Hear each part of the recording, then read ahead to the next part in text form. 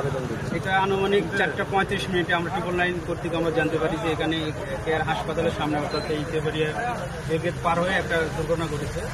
তো আমার নেতৃত্বে দুটো ইউনিট আমরা খুব তাড়াতাড়ি এখানে চলে এসেছি।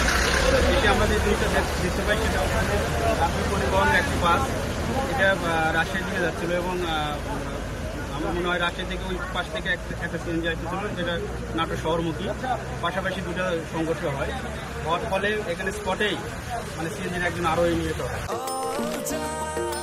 নিশ্চিন্তে খান স্বাস্থ্যকর অল টাইম পান, অল টাইম হেলদি লাইফ। আমরা ঘটনাস্থলে এসে দুইজন ভিকটিমকে আমরা এখানে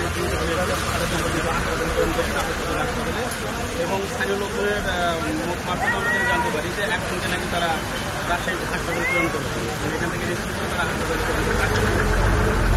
মোট ভিকটিম হচ্ছে 3 জন, আমরা নাটোর সদরে আমরা হাসপাতালে প্রেরণ করেছি এবং একজনকে এখান থেকে নিয়ে গেছে রাজশাহী আর একটা স্পটে। না, এখনো পর্যন্ত ভিকটিম বা নিহত মানে